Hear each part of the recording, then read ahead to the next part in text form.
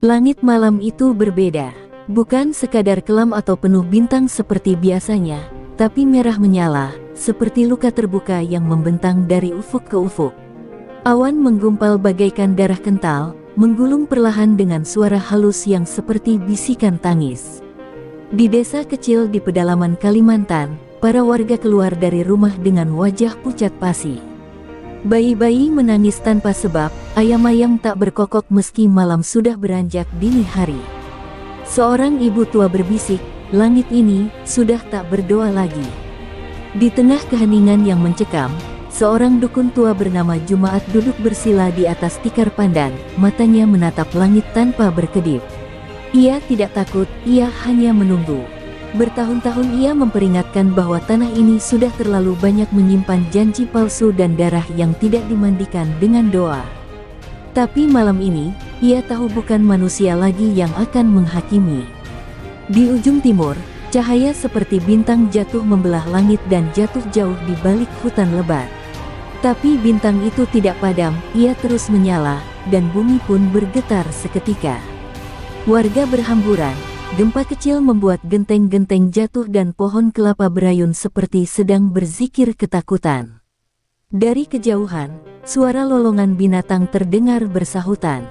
Tapi anehnya, tak ada satupun binatang terlihat. Hutan yang biasanya dipenuhi suara malam kini sunyi total, seolah seluruh makhluk selain manusia telah memilih pergi. Jumaat berdiri dengan tubuh renta yang bergetar, mengambil tongkat kayu yang sudah lama tak ia pakai, dan berbisik pelan ke tanah, penghuni bawah tanah sudah bangun.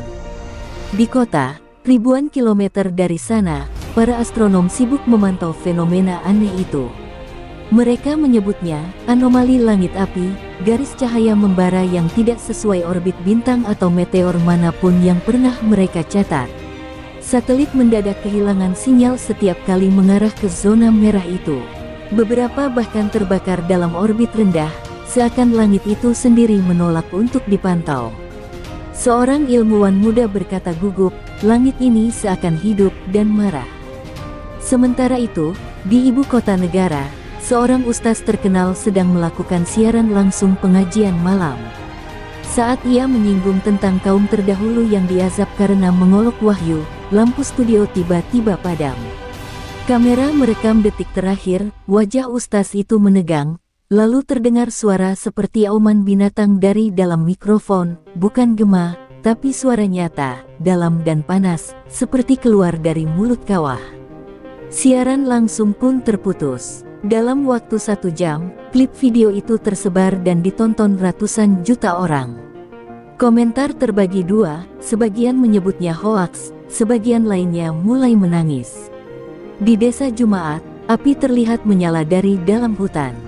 Tapi itu bukan api biasa, warnanya bukan jingga atau merah, melainkan biru terang dengan tepi hitam seperti arang membakar angin.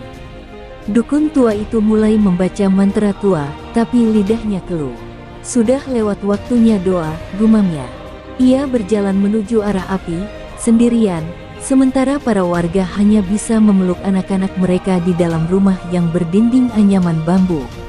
Mereka tahu, malam ini bukan malam biasa. Ini adalah malam ketika langit berhenti memaafkan. Dan ketika jam menunjuk pukul 3.33, langit mengeluarkan suara retakan panjang, seperti tulang patah, diikuti dentuman dahsyat dari dalam bumi. Di saat itu pula, sebagian orang di bumi, hanya sebagian, mendengar suara dalam hati mereka. Bukan bisikan, bukan ilusi, tapi sebuah kalimat jelas dalam bahasa yang tak dikenal namun dimengerti oleh jiwa, aku telah memberi waktu. Sekarang aku ambil kembali. Pagi hari setelah langit retak, dunia tidak pernah sama lagi. Di berbagai belahan bumi, berita mulai bermunculan, manusia terbakar hidup-hidup, bukan karena api dari luar, tapi dari dalam tubuh mereka sendiri. Seolah darah mereka berubah jadi bensin, dan jantung mereka menjadi pemantik. Kejadian pertama terjadi di Brasil, saat seorang pemimpin kartel narkoba berteriak kesakitan dalam selnya, kulitnya melepuh, matanya meledak, dan tubuhnya meledak menjadi api tanpa ada sumber api di sekitar. CCTV memperlihatkan sesuatu aneh, bayangan seperti hewan buas melintas sekejap sebelum tubuh pria itu terbakar. Kasus serupa terjadi di Turki, Amerika, hingga Jakarta.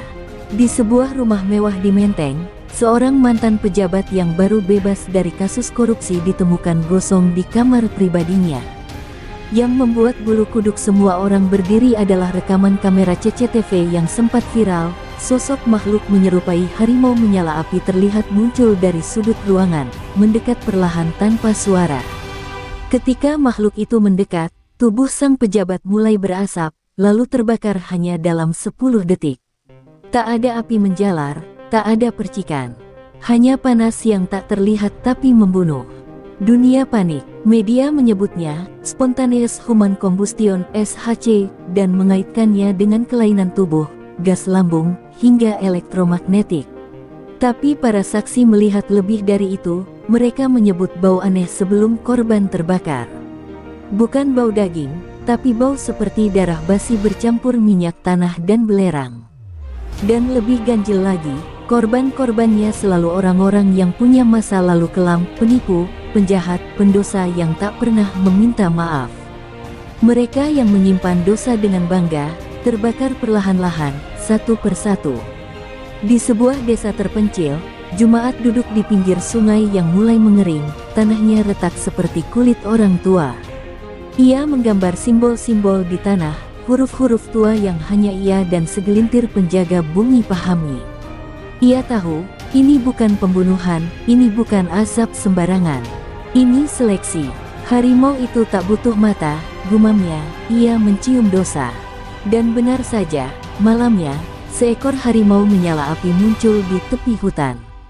Ia tidak menyerang siapapun, hanya berjalan pelan di tengah desa. Semua orang mengunci diri, tapi harimau itu berhenti di depan rumah seorang lelaki yang selama ini menyimpan rahasia kelam. Api pun membungkus rumah itu, membakarnya seperti lilin. Pemerintah mengerahkan pasukan khusus, mencoba menangkap makhluk itu. Drone, satelit, peluru api, semuanya gagal. Setiap makhluk itu terlihat, kamera menjadi buram, sinyal hilang, dan semua perangkat mendadak rusak. Hanya satu yang bisa melihatnya dengan jelas, anak-anak dan orang tua yang jujur.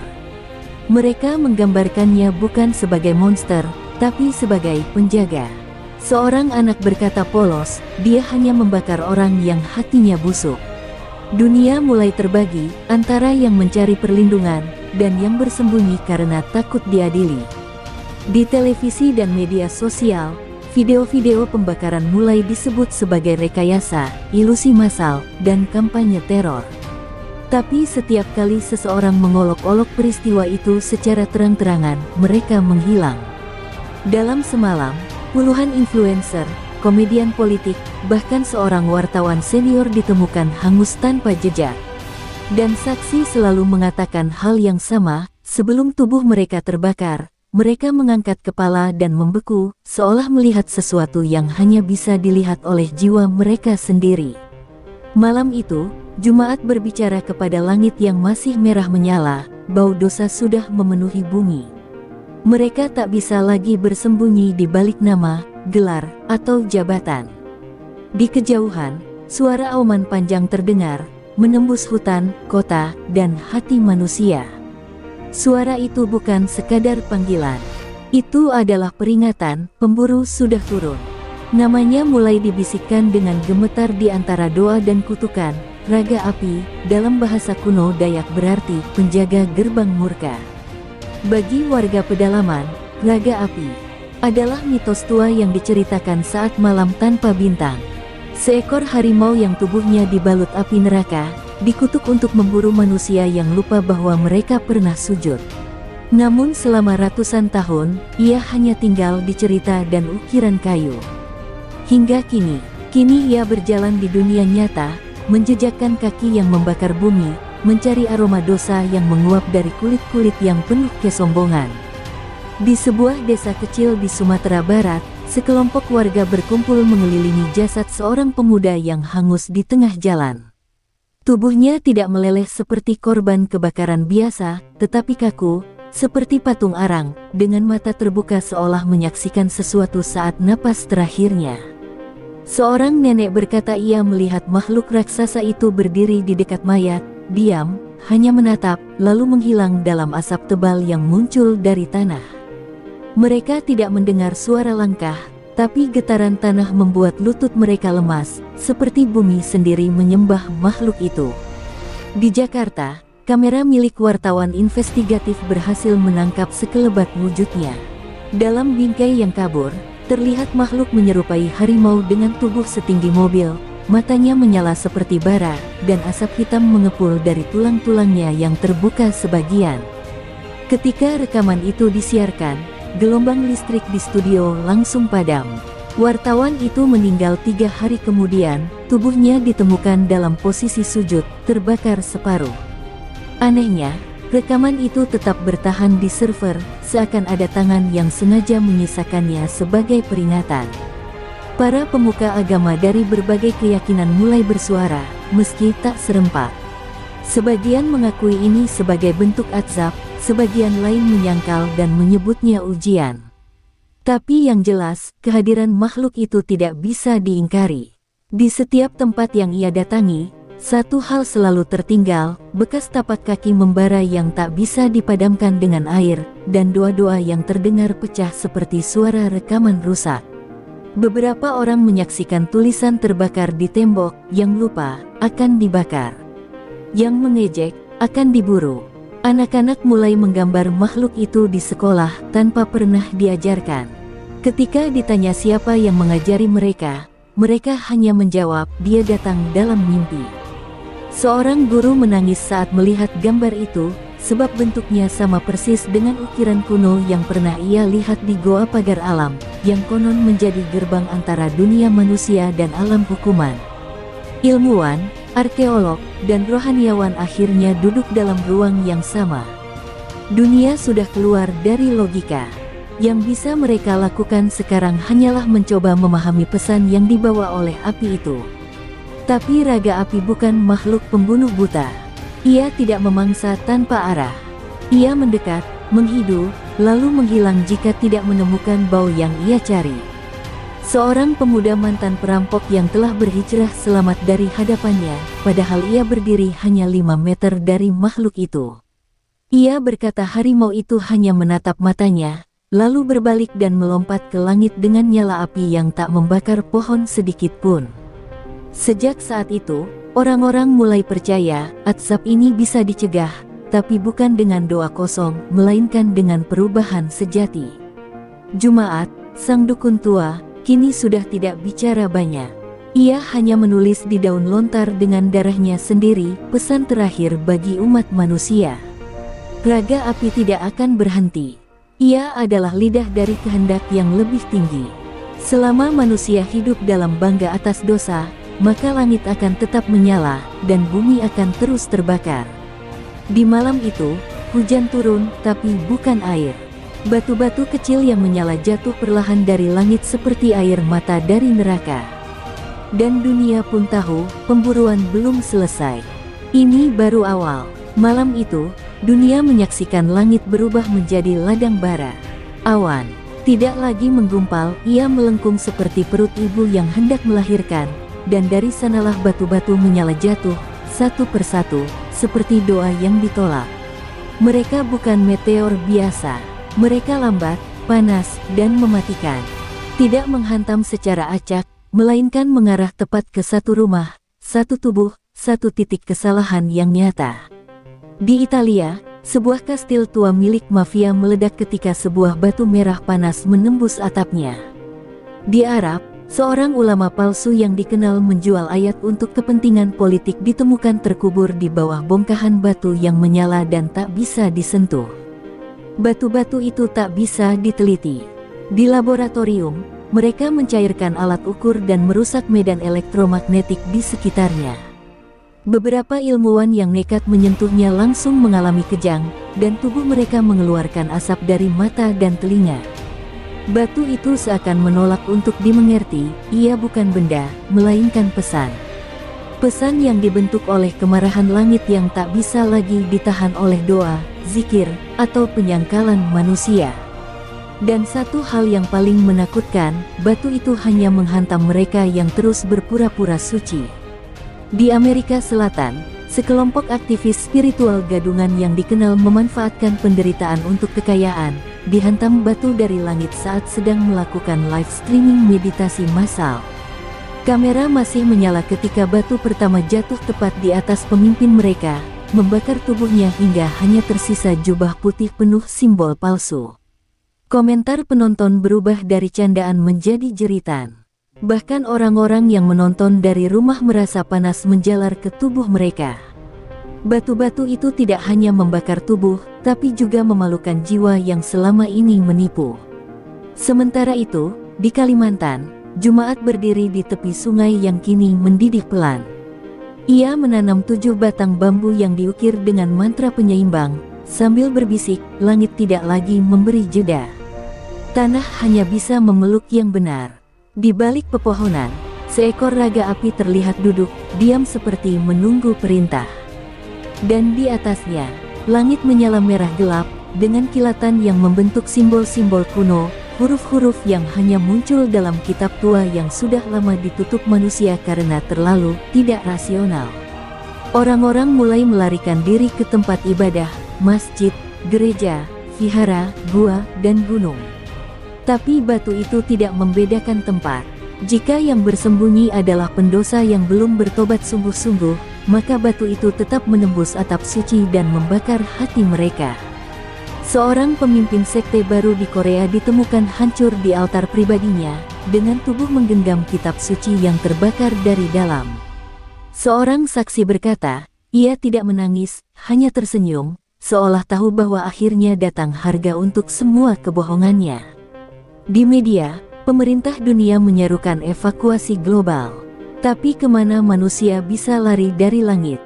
Bahkan bunker-bunker bawah tanah di Rusia dan Norwegia tidak luput dari hujan batu. Beberapa batu bahkan menembus perisai militer dengan presisi surgawi.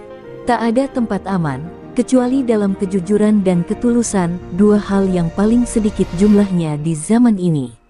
Para pemimpin mulai menunduk dalam siaran langsung, sebagian dengan tangisan palsu, sebagian lainnya benar-benar takut.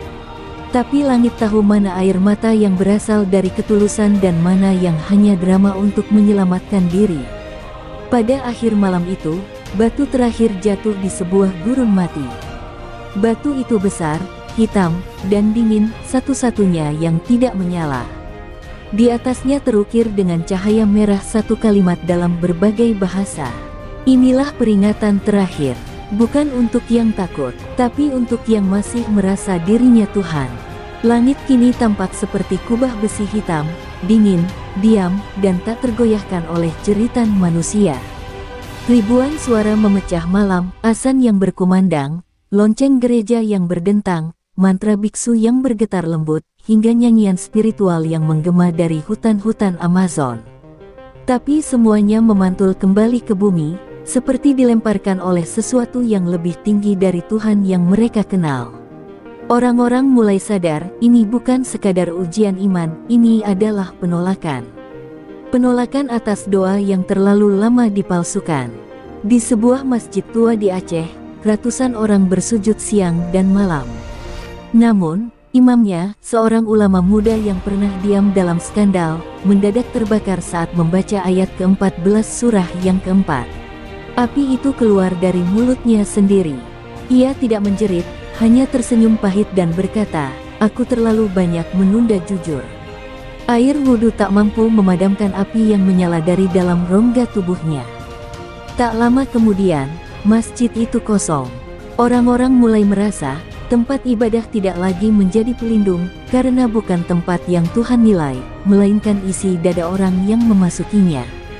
Jumaat, yang kini dipanggil orang tua arang oleh masyarakat setempat, mulai menulis pesan-pesan di dinding bambu. Doa-doa tidak naik bukan karena langit tertutup, tapi karena lidah manusia sendiri telah kehilangan izin untuk menyebut nama yang suci. Banyak yang bersujud, tapi tidak berserah. Banyak yang membaca, tapi tidak merasa, tulisnya. Di malam kelima setelah hujan batu, ia bermeditasi di dalam lingkaran tanah yang ia garisi dengan darah ayam hitam. Ia memanggil leluhur, bukan untuk meminta, tapi untuk menanyakan apa yang telah dilupakan umat manusia. Sementara itu, para pemimpin dunia memaksa ilmuwan untuk menciptakan doa buatan dengan alat penguat suara, frekuensi tinggi, bahkan menggunakan teknologi satelit untuk mengangkat doa secara literal ke langit. Tapi hasilnya nihil. Bahkan salah satu alat yang dipasang di Tibet meledak secara misterius dan meninggalkan bekas seperti telapak tangan besar yang terbakar di salju. "Langit tidak tuli," ujar seorang biksu tua, "tapi langit jijik." Kalimat itu menyebar lebih cepat dari berita apapun, dan membuat ribuan orang berhenti bicara, berhenti berdoa, dan hanya duduk menunduk dalam ketakutan bisu. Anak-anak yang dulu menggambar naga api kini menggambar langit seperti lubang hitam, dalam dan tanpa dasar. Mereka bilang dalam mimpi, mereka mendengar suara, bukan dari langit, tapi dari tanah. Langit sudah pergi. Kini giliran bumi menilai kalian. Di satu sekolah, seorang anak tunawicara tiba-tiba bisa bicara hanya untuk mengucapkan satu kalimat, "Tuhan sedang menutup telinga agar manusia bisa mendengar dirinya sendiri." Setelah itu, ia pingsan dan tidak pernah bangun lagi. Di Vatikan, di Ka'bah, di Bodh Gaya, semua tempat suci kini berubah menjadi ladang pencarian. Tapi tidak ada wahyu baru, tidak ada mukjizat, hanya keheningan yang tebal, seperti kapas basah yang menyumbat seluruh langit. Umat manusia kini melihat ke atas tidak lagi dengan harapan, tapi dengan rasa bersalah. Untuk pertama kalinya dalam sejarah, doa menjadi senyap. Bukan karena Tuhan tidak ada, tapi karena manusia telah terlalu sering berteriak sambil memelihara kebohongan. Dan di suatu malam yang hening, bumi mendadak bergetar ringan, seperti sedang bernapas. Lalu, terdengar suara, bukan dari langit, bukan dari dalam kepala, tapi dari tengah dada setiap manusia yang masih hidup. "Jangan bicara kepadaku, buktikan." Tanah mulai berbicara, bukan dengan kata, tapi dengan gerakan halus yang membuat makam-makam gemetar. Di berbagai belahan dunia, gundukan tanah retak perlahan. Kuburan tidak lagi sunyi, mereka berdesis, bergetar, dan dalam beberapa kasus, terbuka sendiri tanpa disentuh siapapun. Tak ada badai, tak ada gempa, hanya bisikan gaib yang membuat tanah merekah dan menghembuskan udara dingin bau abu dan janji lama. Tulang-tulang yang selama ini tertidur mulai muncul ke permukaan, tersusun rapi, tidak acak. Seolah bangkit untuk menagih sesuatu, kejujuran, pengakuan, atau keadilan yang tak pernah ditegakkan semasa hidup mereka. Di sebuah kompleks pemakaman massal korban konflik politik di Asia Tenggara, puluhan kerangka berdiri tegak, diam, seperti barisan pasukan yang menanti aba-aba. Masyarakat sekitar histeris, berlarian, tapi mayat-mayat itu tidak mengejar. Mereka hanya berdiri, dengan tengkorak menghadap ke arah kota. Beberapa bahkan terlihat mengarah ke istana negara. Salah satu pendeta tua berkata dengan suara lirih, "Itu bukan mayat biasa. Itu adalah mereka yang dulu dibungkam, dan kini bumi memberi mereka hak untuk bersuara." Dalam waktu singkat, fenomena yang sama terjadi di Rwanda, Bosnia, bahkan kamp-kamp buruh tua di Siberia. Jemaat melihat ini dari balik kemenyan yang terus menyala tanpa padam. Di hadapannya, kerangka seorang perempuan berdiri dengan kepala miring ke kiri, seperti mengenali dia. Ia tidak ketakutan, ia hanya menangis. "Maafkan kami," katanya pelan, "dunia terlalu sibuk menulis sejarah dari sisi pemenang." Kerangka itu perlahan roboh, bukan karena lemah, tapi seperti melepaskan beban ratusan tahun. Ia pun tahu, tulang-tulang ini bukan arwah jahat. Mereka adalah suara sunyi dari masa lalu yang tak pernah selesai. Namun tidak semua yang bangkit adalah korban. Di beberapa tempat, tulang-tulang para tiran juga muncul, tapi berbeda, mereka bergerak. Perlahan, dengan dengusan tanah dan kabut, tulang-tulang itu merangkak ke arah kota. Kamera drone menunjukkan kerangka mengenakan bekas pakaian kerajaan, baju perang, atau jas medis. Di Meksiko, Sebuah kerangka dengan lencana polisi kuno menghantam gerbang penjara, seolah mencari tahanan yang dulu ia siksa. Mereka tidak bicara, tapi mereka menghukum dengan tatapan kosong yang membawa manusia ke dalam rasa bersalah yang tidak bisa dilawan. Para pemimpin dunia kini bukan hanya takut pada langit, tapi juga pada tanah. Mereka mengunci makam, menyemen kuburan, bahkan membakar jasad tua. Tapi percuma. Semakin ditutup, semakin banyak yang muncul. Sebab bumi tidak ingin menahan lagi apa yang telah ia simpan terlalu lama. Setiap tulang yang muncul membawa satu rahasia, dan dunia yang dulu hidup dari penyangkalan, kini tak lagi bisa tidur nyenyak. Kebenaran tak lagi menunggu pengadilan, ia berjalan sendiri. Di satu malam, siaran langsung dari Afrika menampilkan pemandangan yang membungkam miliaran penonton. Ribuan kerangka korban genosida berkumpul dalam formasi doa. Mereka tidak bergerak, hanya berbaris, sujud, dan diam. Seolah mereka menyampaikan kepada langit, kami tak minta dikembalikan. Kami hanya ingin dunia tahu kami ada. Dalam sekejap, media sosial dipenuhi gambar-gambar kerangka bersujud, menjadi simbol pengingat paling menakutkan dalam sejarah manusia. Ini bukan hantu, ini adalah cermin. Dan dalam gelap malam itu, suara dari dalam bumi bergema.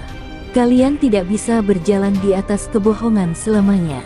Kini, jejak kalian harus bertemu dengan mereka yang tertinggal. Langit retak untuk kedua kalinya, tapi kali ini tidak menyala, tidak membakar. Ia diam, seperti kaca yang pecah perlahan dan membiarkan celah waktu menganga. Orang-orang yang tinggal dekat dengan situs sejarah mulai melihat hal-hal mustahil. Pasukan prajurit zaman kuno berjalan di tengah kota modern, kapal layar dari masa kolonial muncul di tengah pelabuhan penuh kontainer, bahkan tokoh-tokoh sejarah, baik pahlawan maupun penjahat, terlihat berdiri di pinggir jalan raya, memandang dunia yang mereka wariskan dengan mata luka dan kecewa. Di Mesir, bayangan para Firaun tua muncul di antara tiang-tiang kuil, menatap dengan marah ke arah museum modern yang memajang mumi mereka. Seorang arkeolog jatuh pingsan setelah melihat Ramses berdiri di balik kacanya sendiri. Di Indonesia, bayangan pasukan Mataram dan VOC bertempur ulang di atas jalan tol, lalu menghilang dalam kabut. Waktu tidak lagi berjalan, ia tersendat, terseret, dan kini menuntut kejelasan siapa sebenarnya yang memegang kebenaran. Jumaat berdiri di tengah sawah yang kini menjadi pusaran waktu. Ia menancapkan tongkat bambu tua ke tanah, lalu membaca doa dalam bahasa yang bahkan ia tak mengerti sepenuhnya. Di sekelilingnya, terlihat gambaran desa masa lampau, petani, kuda, dan anak-anak yang tidak sadar mereka tak hidup lagi. Mereka tidak kembali untuk hidup, gumam Jumaat. Mereka kembali karena sejarahnya diselewengkan. Mereka datang bukan untuk balas dendam, tapi untuk meluruskan jalannya. Di satu titik, ia melihat versi mudanya sendiri, masih polos, masih penuh keyakinan, berjalan melintasi sawah yang sama. Dan ia menangis, bukan karena takut, tapi karena ia sadar berapa banyak waktu yang ia habiskan untuk diam. Di kota-kota besar, orang-orang mulai melihat diri mereka sendiri dari masa lalu. Seorang ibu melihat versi mudanya sedang menggugurkan anak pertama yang tak pernah ia akui. Seorang politikus melihat dirinya saat masih bersumpah demi rakyat, sebelum uang mengubah lidahnya. Di layar-layar CCTV, orang-orang menatap ke layar dan melihat bukan pantulan mereka, tapi versi yang seharusnya mereka jadi, yang mereka tinggalkan demi kenyamanan, demi reputasi, demi kebohongan kecil yang membesar. Waktu, dalam bentuknya yang paling menyakitkan, menyodorkan pilihan-pilihan yang dulu dihindari. Ilmuwan mencoba menjelaskan ini sebagai anomali temporal atau celah kuantum, tapi semakin mereka mencoba menyusun logika, semakin kacau dunia jadi. Sebab ini bukan tentang fisika, ini tentang dosa terhadap waktu, terhadap sejarah, terhadap leluhur, terhadap janji. Seorang peneliti di Swiss berteriak dalam siaran langsung, kita mengubah sejarah terlalu banyak dan sekarang sejarah datang menuntut haknya. Tak lama setelah itu, ia menghilang di hadapan kamera, lenyap tanpa jejak, seolah tertelan ke masa yang tak pernah ia hormati. Waktu menjadi labirin. 1 jam terasa seperti sehari, sehari terasa seperti detik. Di beberapa tempat, matahari terbit dan tenggelam 2 kali sehari. Anak-anak yang lahir saat azab dimulai kini tumbuh cepat, bicara dalam bahasa-bahasa kuno, dan memimpikannya peristiwa-peristiwa yang belum pernah terjadi. Waktu sedang bersih-bersih, kata Jumaat kepada seorang jurnalis yang masih bertahan, dan hanya mereka yang siap berhadapan dengan versi terdalam dirinya yang akan keluar utuh. Namun, berapa banyak manusia yang benar-benar siap? Dan di tengah kekacauan itu, terdengar satu suara, bukan dari langit, bukan dari bumi, tapi dari ruang di antara detik dan hari. Jika kalian tidak bisa menghormati masa lalu, maka kalian tidak layak mendapat masa depan. Tak ada yang tahu pasti kapan langit keempat mulai terbuka. Bukan dengan guntur, bukan dengan api, tapi dengan diam yang menyayat jiwa. Awan-awan mendadak membentuk pola simetris, seperti ukiran tak dikenal yang menyala merah darah di tengah langit. Cahaya tak datang dari matahari, tapi dari sela-sela angkasa, seperti celah ke dunia yang selama ini hanya disebut dalam kitab suci dan mimpi nabi. Tak lama, suara-suara mulai terdengar, bukan melalui telinga, tapi langsung ke dalam hati. Suara itu bukan bahasa manusia, tapi semua mengerti, dan semua merasa telanjang. Langit keempat adalah dimensi yang tak pernah diizinkan untuk dijamah.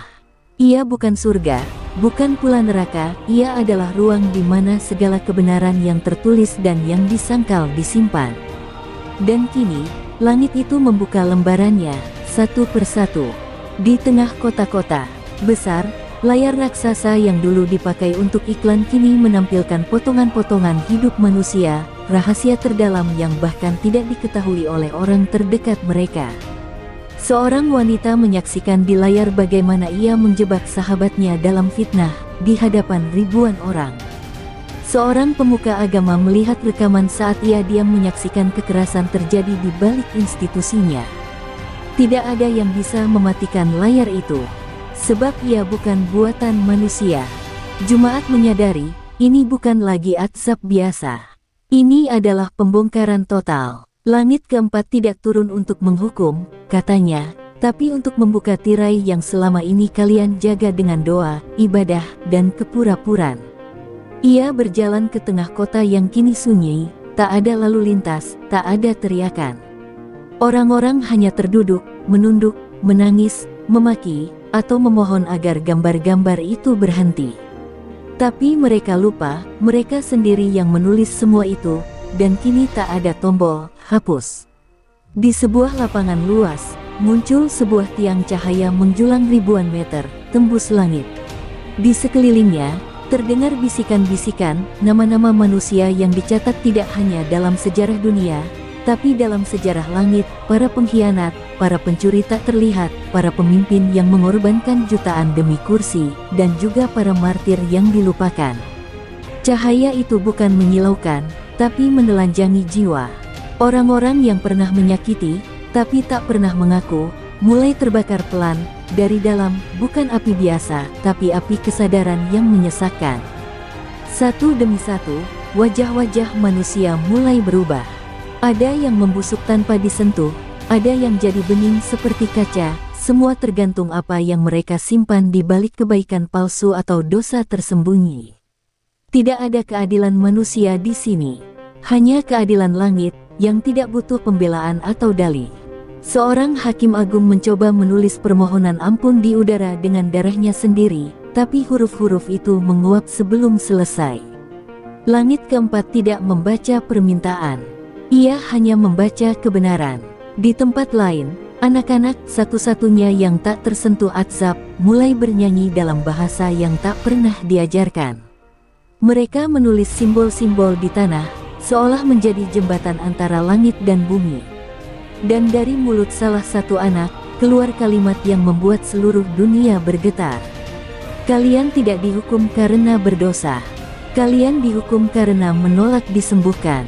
Langit keempat terus terbuka, dan manusia sadar, ini bukan puncak, ini baru penilaian awal. Masih ada lapisan langit kelima, keenam, bahkan ketujuh, dan tak ada jaminan siapapun bisa bertahan untuk melihatnya. Langit berubah warna, bukan merah seperti darah, bukan hitam seperti malam, tapi warna yang tak bisa didefinisikan oleh mata, seperti campuran antara semua kesedihan dan keangkuhan yang pernah ditumpahkan manusia ke bumi. Dari celah langit keempat yang masih terbuka, muncul bayangan-bayangan menjulang. Bukan makhluk, bukan sosok, tapi representasi abstrak dari penyimpangan, kekuasaan yang dijadikan Tuhan, uang yang dijadikan jaminan keselamatan, ilmu yang diputarbalikkan jadi alat pembenaran, bahkan agama yang dijadikan senjata.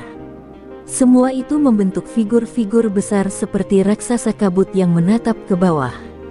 Di ibu kota dunia, patung-patung runtuh bukan karena gempa, tapi karena tak sanggup berdiri di hadapan kebenaran yang dibawa langit kelima. Setiap tempat yang pernah menjadi lambang penyembahan terselubung, kantor pemerintahan, gedung bank sentral, rumah ibadah megah, mulai retak dari dalam, seolah malu atas apa yang pernah mereka izinkan tumbuh di bawah atapnya. Orang-orang yang dulu menyembah ketertiban dunia, kemajuan ekonomi, stabilitas politik, kini menjerit, karena mereka sadar, semua itu bukan lagi alat, tapi sudah menjadi Tuhan palsu. Jumaat berdiri di sebuah bukit kecil, memandang langit yang membentuk wajah-wajah samar, bayangan orang-orang yang pernah memimpin, mencipta sistem, mengatur kehidupan umat manusia, bahkan menentukan siapa yang hidup dan siapa yang dikorbankan. Namun wajah-wajah itu bukan rupa mereka yang asli. Mereka telah berubah, membusuk oleh keserakahan yang mereka wariskan. Lihatlah, kata Jumaat lirih, itu bukan iblis. Itu hasil tangan kalian sendiri. Dan bayangan-bayangan itu terus membesar, menelan langit, membuat matahari tampak lebih kecil dari dosa-dosa yang dipuja diam-diam. Kemudian langit mulai memutar suara.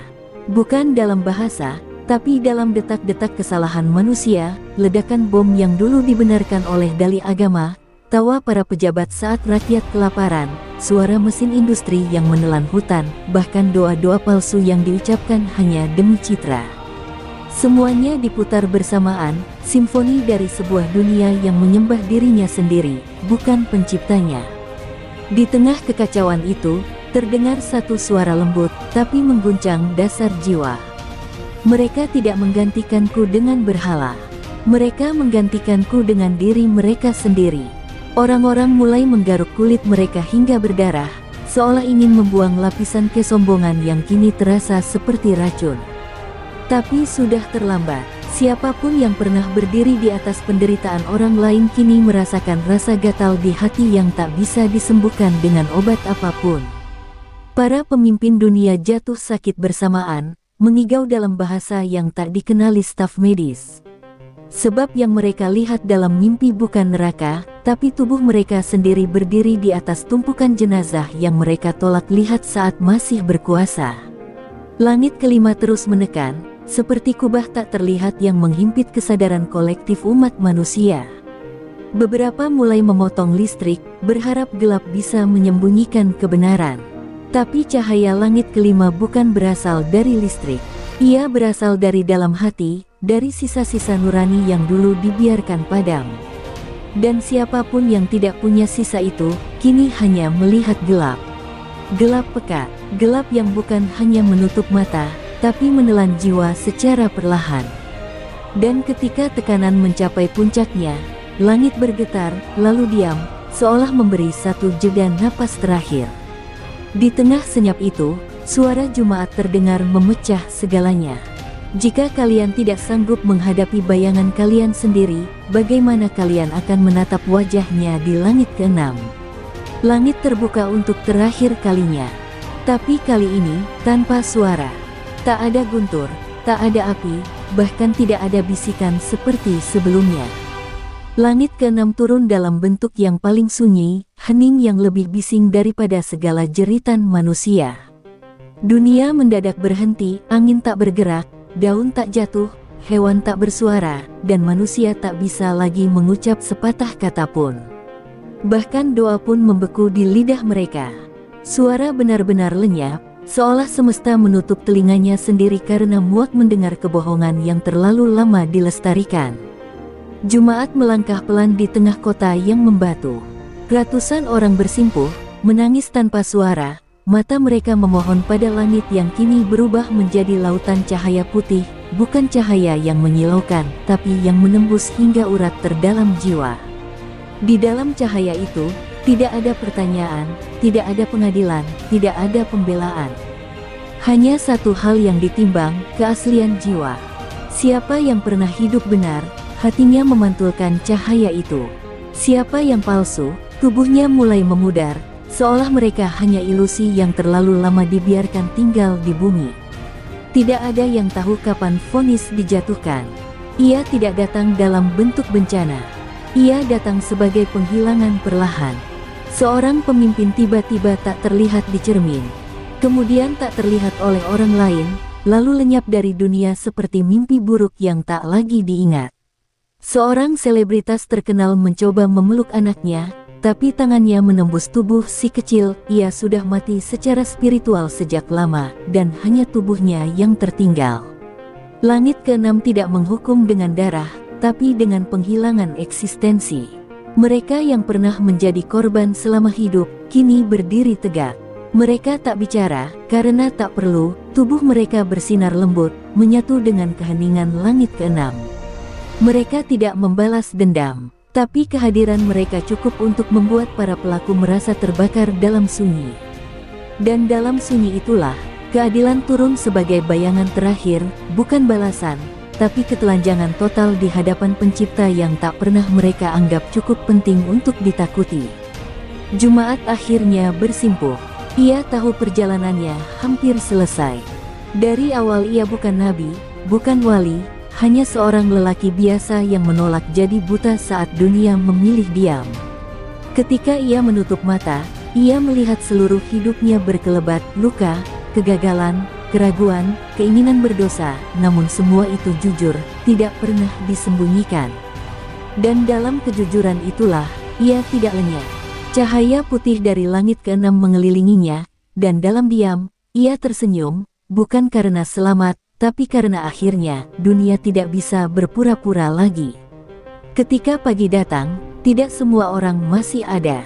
Tidak semua bangunan berdiri, tidak semua kota terbangun. Tapi dunia terasa ringan, seolah beban besar yang menindih langit dan bumi selama ribuan tahun akhirnya dilepaskan. Angin kembali bertiup, burung kembali bernyanyi, dan suara kembali hadir, bukan suara manusia, tapi suara bumi yang mulai bernapas lagi. Dan dari kejauhan, dari sela-sela cahaya yang mulai pudar, terdengar satu suara terakhir, bukan dari langit, tapi dari dalam hati manusia yang masih tersisa. Yang selamat bukanlah yang paling